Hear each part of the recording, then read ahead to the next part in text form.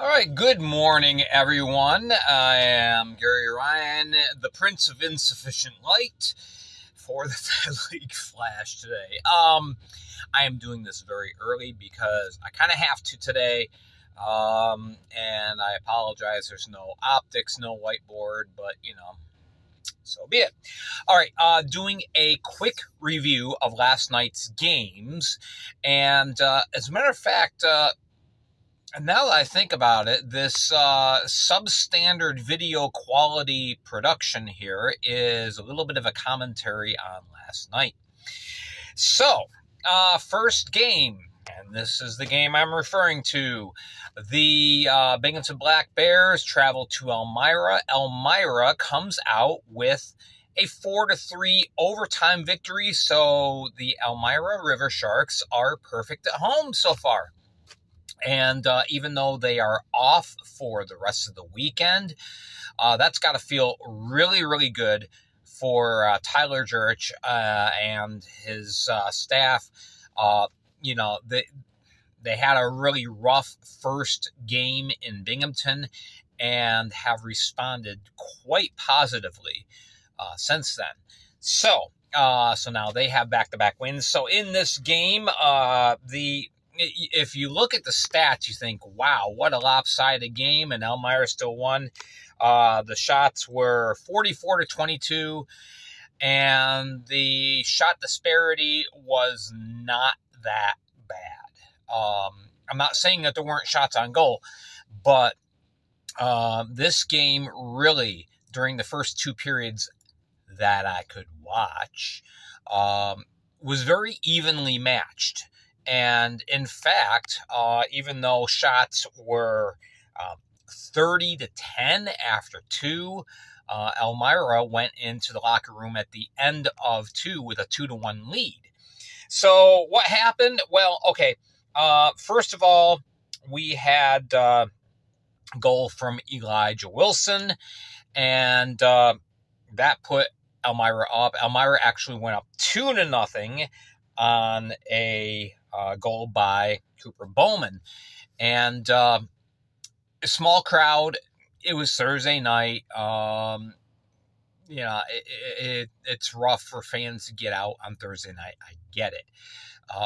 712 was the announced attendance. But anyway, so the real hero there's two heroes for Elmira. First, Martin Muka. He hasn't been around in a number of years, and he's picked up just like he never left. Had a goal and 2 assists last night. The goal was a shorthanded goal. Again, the Achilles heel of the Binghamton Black Bears. So anyway, Binghamton fought back. They got goals from Austin Thompson first, then Dustin Gisseau scored their first power play goal of the year, and later on, Nikita Ivashkin had a power play goal. In the meantime, before Ivashkin scored, Muka had scored a shorthanded goal on the same penalty. So at that point, Elmira was up 3-2.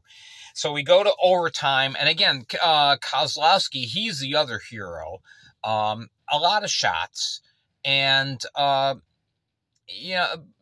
big thing is that he was able to see most of the shots. Kozlowski was able to bar the door quite effectively. Kept the River Sharks in the game despite the big disparity in shots. Elmira gets more offensive pressure in the third. It looked much better. And then in overtime, it is game-winning goal by Stavros Soilis, minute 10 in. And Elmira comes away with the win. So 5 points in the first 3 games, which is a far cry better from what Elmira had last year. Now, this game, second straight game in which Elmira has had major Wi-Fi issues, which affects both the audio and visual production of the stream. Poor John Clement, he's doing a bang-up job. At least he's trying to. But the Wi-Fi issues or whatever is going on in First Arena that have been just absolutely horrendous this year.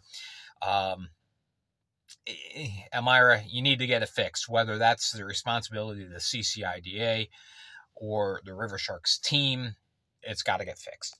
But anyway, the game was a good one. And again, 4-3. Binghamton escapes with a point. Fourth straight game with a point. And the other game, wow, what a debut for Baton Rouge, in spite of a lot of the uncertainty and the this constant turnover of personnel and a lot of confusion and lack of communication and all that. Baton Rouge took to the ice, and though they lost to the River Dragons 6-3, they put on a good show last night. First of all, the crowd was 3,028, and that was great to see. I turned on the game, I was like, oh, good, there are people in the stands. So that was really, really, really encouraging to see. And I think that in spite of the game outcome, I think that the Zydeco as a team responded to that energy.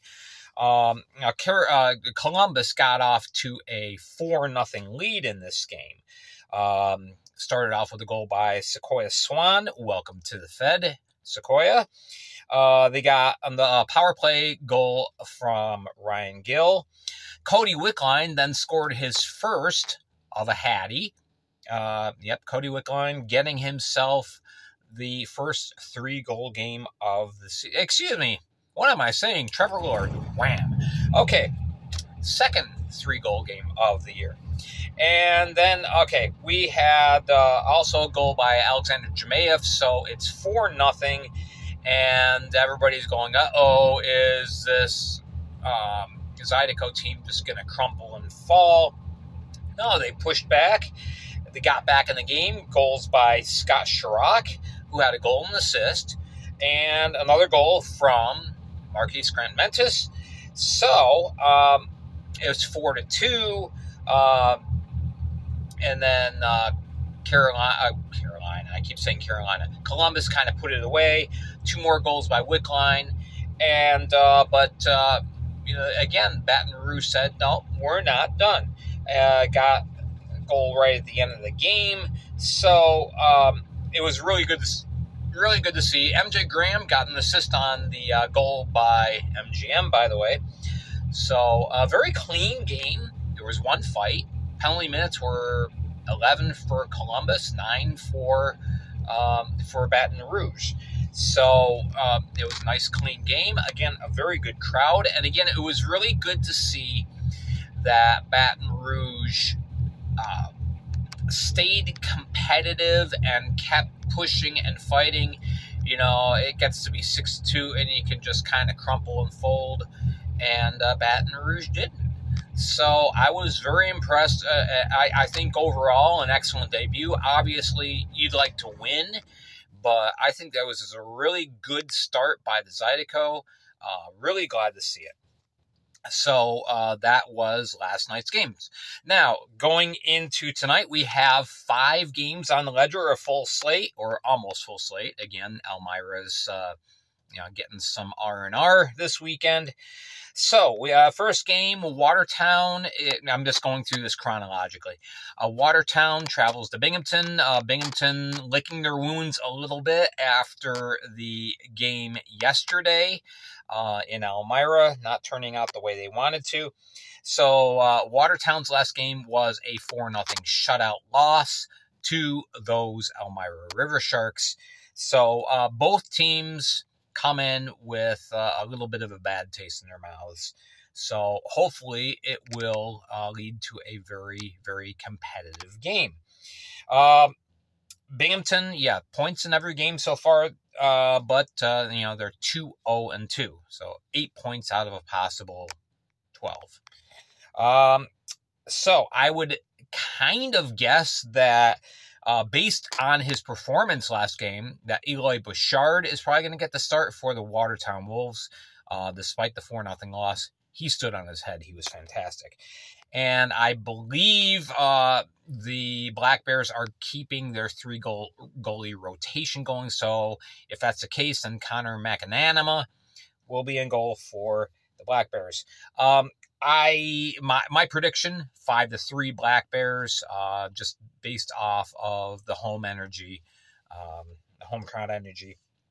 All right, so next game, Mississippi traveling to Port Huron, a game that the Fed is billing as the return of Joe Pace. Well, Joe Pace played games in Port Huron last year with the Seawolves, so yeah, whatever. Whatever you need to do to hype the game up. I think it's going to be a good game. Mississippi off to a 2-0 start. Port Huron 0-1-1. Port Huron taking on Motor City last week, of course. I would expect that we're probably going to see Blake Wayrick in net for the Mississippi Seawolves. I'm not sure if we're going to see Makar Sokolov or Ian Wallace in for the Prowlers. Wallace played good in both games last year, but maybe Matt Graham decides, hey, let's give Sokolov some time in that. So we will see. I would assume that those two goalies are going to split the weekend. So that game is at 7:05 tonight. And my initial prediction, again, based off of home crowd energy, I think Port Huron comes away with a 5-4 squeaker. All right, next game. We got Carolina traveling to Danbury. The return, it's the return. It's the rematch from the Cup Finals last year. A lot of similar players, but also a lot of new players for both teams. Mario Cavalier, healthy, good to go. I got the word on that. He is 100%. So no worries.